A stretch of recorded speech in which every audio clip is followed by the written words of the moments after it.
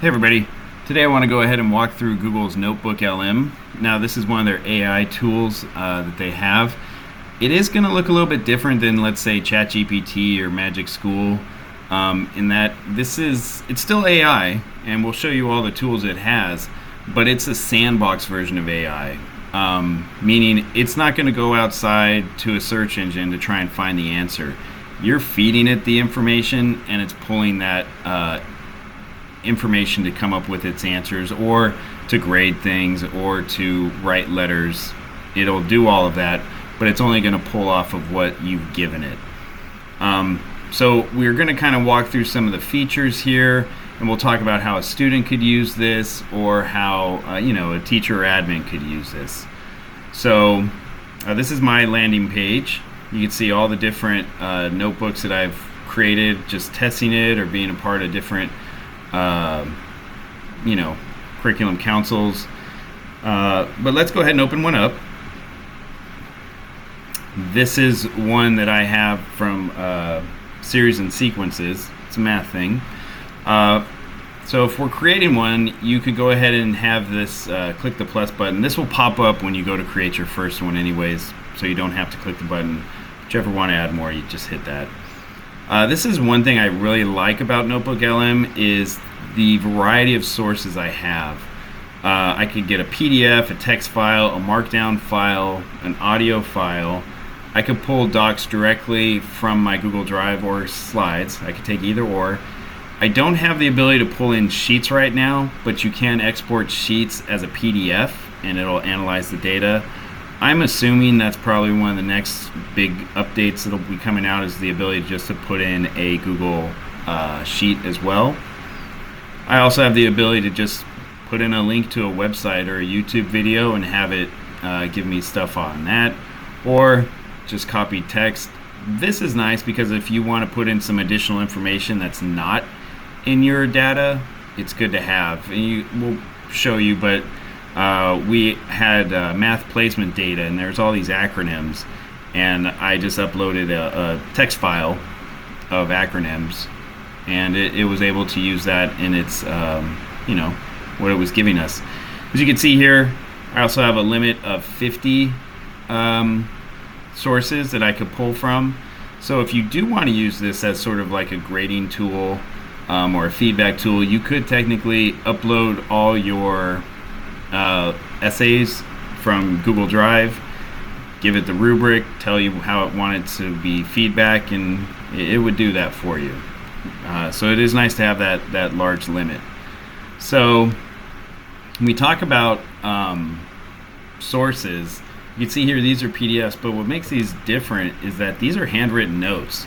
I had a note-taking app, was able to export all my notes, and it does a good job of reading my less than stellar handwriting. So let's kind of look at the tools now. So this is your splash page. Any notes that are saved, they're going to be here.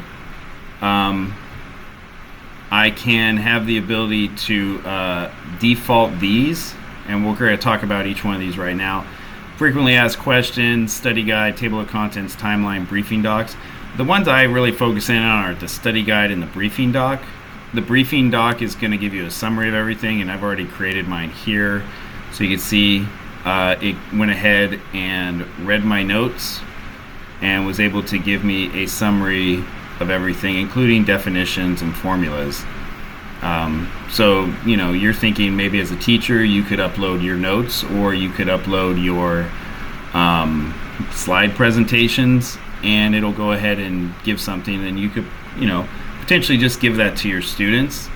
A study guide, I don't have one made, so if I go back here, I don't have a study guide, so we're going to make one, and it's very easy. Just click the button, and it's going to go ahead and create a study guide for us, and we'll look at that.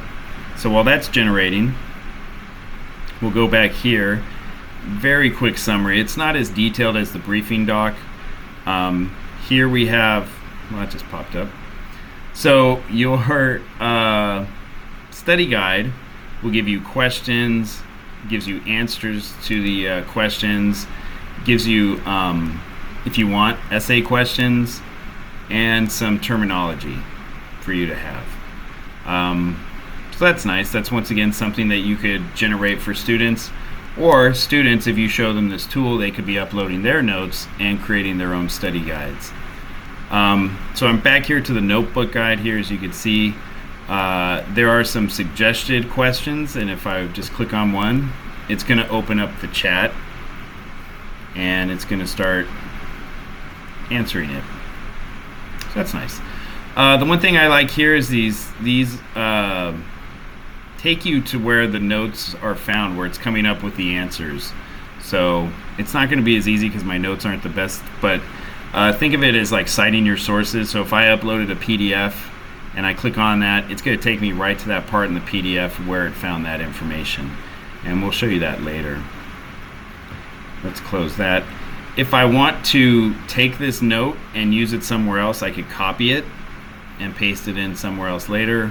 Or I could just pin this note, and now you can see it's now been pinned. Oh, there it is, pinned here. If I just wanted to start asking it a question, how, or we'll go back.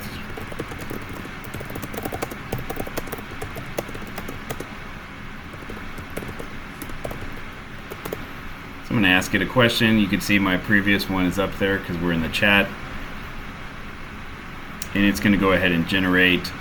And I was curious to see, because I didn't specify which type of sequence, so I did have it come up with both arithmetic and geometric. So that was kind of something I wanted to see if it would do. So that's the overview. This guy here, this is actually one of the things I like most about it, and that is this audio podcast ability. So when you upload your data and information, it'll actually create a two-person podcast. Right now it's English only, but two-person podcast that kind of talks through your data. So we'll go ahead and hit play here.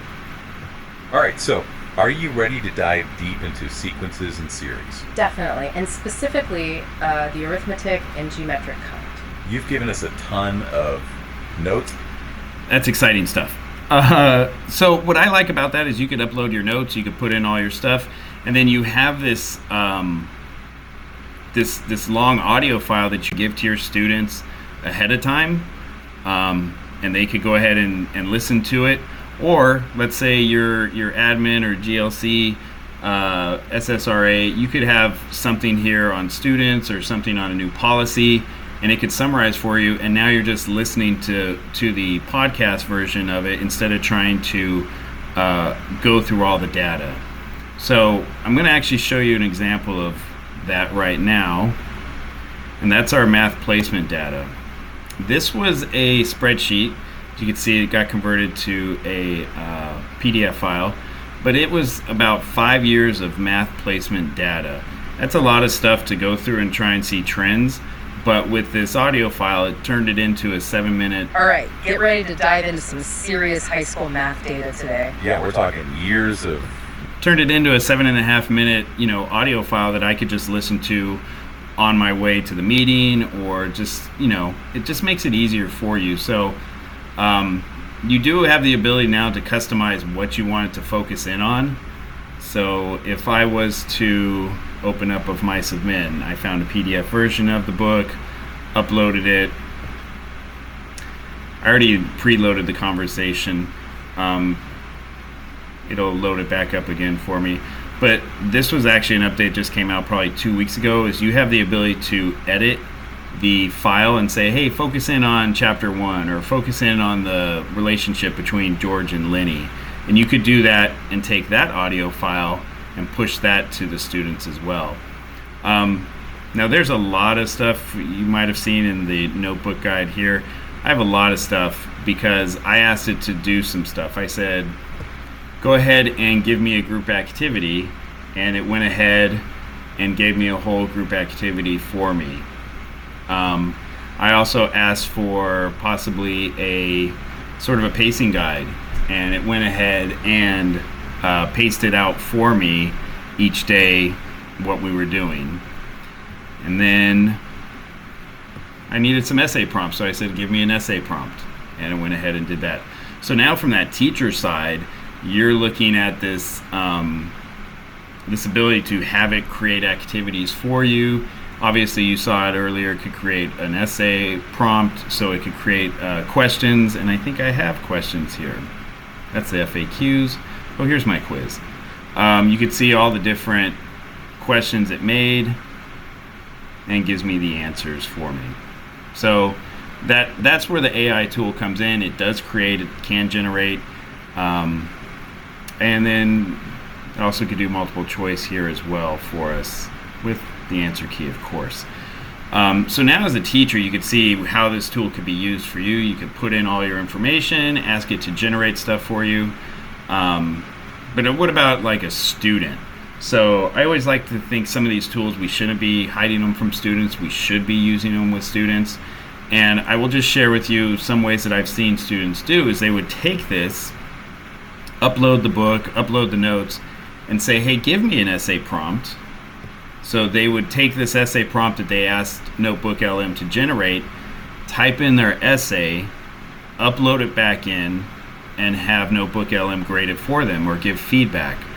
I've seen students upload the stuff and take the study guide. So all the things that you saw teachers were available saying, oh, I could use this or I could do this. Students have the same access, and this is actually a good tool not just for teachers and admin, but also for students. So don't be afraid to show this to your students. I think that's our job, is to just give them the best tools. I think NotebookLM is almost like a modern day calculator. I've said this to a couple people because NotebookLM is only as smart as what you give it, and it's just like a calculator. It's only as smart as the person that's using it. So just keep that in mind. Don't be afraid to show this to your students. It's a great resource for them, and it's a great way for them to learn how to study on their own. And that's it. That was a longer video than normal, but there was a lot to show you with NotebookLM. It's one of my favorite AI tools out there nowadays. I hope you guys can go ahead and find uses for this, especially the audio feature. But if you guys have any questions, let me know. Thanks for watching.